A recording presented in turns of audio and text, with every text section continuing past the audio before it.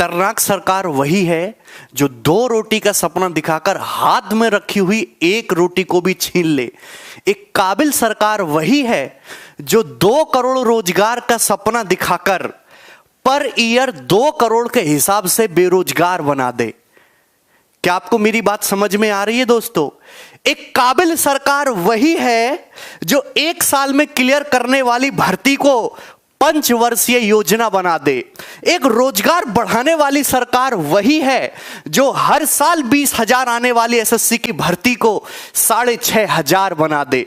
एक लोकतंत्र बचाने वाली सरकार वही है जो खुद से सवाल पूछने वाले को देश का गद्दार बता दे। देश की अर्थव्यवस्था को आगे बढ़ाने वाली सरकार वही है जो सोने की चिड़िया कहे जाने वाले देश को बेरोजगारों का कबूतर खाना बना दे। एक मुद्दे को उठाने वाली सरकार वही है जो सही बातें बोलने वाले को, सही चीजों पर बहस करने वालों को मुद्दे से भटकाने के लिए आईटी सेल की फौज लगा दे। एक विश्व गुरु बनाने वाली सरकार वही है जो आपकी खुद की पर्सनल गर्लफ्रेंड को आपकी बेरोजगारी के कारण दूसरे की बीवी बना दे। ये हमारे देश में आज हो रहा है। और मेरे आदरणीय प्रधानमंत्री जी, कहीं ये सभी पैरामीटर आप पर ठीक तो नहीं बैठ रहे? ये बात तो आप पर सारी बातें ठीक बैठ रही हैं। अगर हम देखें तो 2014 के बाद से हमारे देश में वैकेंसी इस हिसाब से घटी हैं, रोजगार इस हिसाब से घटा है कि जैसे कांग्रेस की सीटें घटती जा रही है दिन पे दिन। आप एक बात बताइए, आप जब चुनाव 2014 से पहले बोलते थे कि पर साल 2 करोड़ रोजगार मिलेगा, वो 2 करोड़ रोजगार क्यों नहीं होता हुआ दिखाई दे रहा है? जो एसएससी की भर्ती पहले 20,000 आती थी वो क्यों 6,500 पे आके अटक गई हैं? और ये हाल केवल सेंट्रल गवर्नमेंट का नहीं है, देश की सारी जो है राज्य सरकारों का हाल तो इससे कहीं ज्यादा बुरा है, बद से बदतर हाल है। मैं यूपी का हूं, वहां से बिलोंग करता हूं। यूपी में तो एक कहावत बहुत ज्यादा मशहूर है कि हर भर्ती को अटका देंगे कोर्ट के केस में, कभी फॉर्म तो भर के देखो हमारे उत्तर प्रदेश में। आप कहते हो हमारा देश तरक्की कर रहा है, डिजिटल इंडिया बन रहा है, विकास की दिशा में बहुत काम हो रहा है, विकास की गाड़ी बहुत तेजी से भाग रही है। मैं मानता हूं विकास की गाड़ी बहुत तेजी से भाग रही है, पर रिवर्स गियर लगा हुआ है और इतनी तेजी से भाग रही है कि कुछ समय में बस पलटने ही वाली है। विकास की गाड़ी जो है कुछ समय में पलटने ही वाली है। इतना बुरा हाल हमारे देश में हो चुका है। और एसएससी की तो मैं क्या ही बात करूं, ये एसएससी और रेलवे हमारे स्टूडेंट के लिए ये 2 संस्थाएं तो ऐसी हैं जो कैंसर की तरह बन के निकले, बिल्कुल एक कैंसर नासूर बन गई है हमारे विद्यार्थियों के लिए। 2018 का पेपर आप देखो, 2016 का पहली बार ऑनलाइन हुआ है, उस साल पेपर थोड़ा ठीक तरीके से हो गया। आप बताओ उसके बाद कौन सा पेपर सही ढंग से हुआ? ना 2017 का पेपर इनसे ढंग से हो पाया, ना 2018 का पेपर ढंग से हो पाया। 2019 के पेपर में बवाल चल रहा है, 2020 के पेपर का तो अभी पता ही नहीं है। सभी स्टूडेंट को जब तक उनकी सारी मांगे, उनकी सारी डिमांड पूरी नहीं हो जाती फेयर तरीके से, हर स्टूडेंट को ट्वीट करना है ट्विटर पे।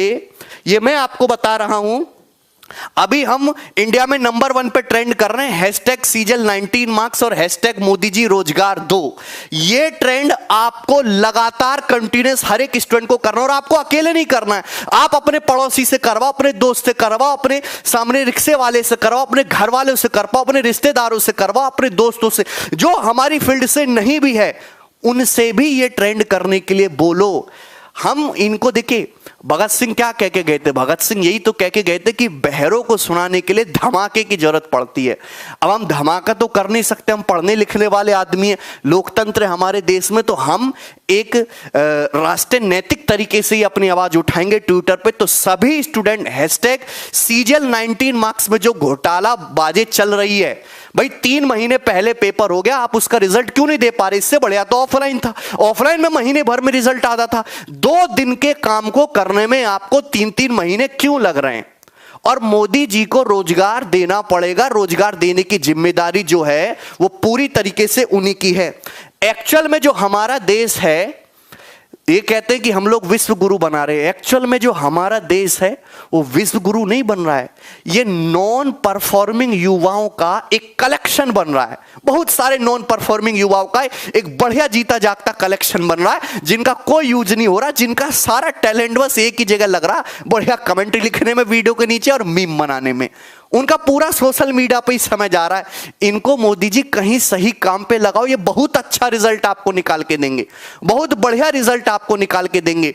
आप कांग्रेस मुक्त भारत के साथ साथ डिजिटल भारत के साथ साथ एक और टाइप का भारत बना रहे हो, और वो भारत है बेरोजगार भारत।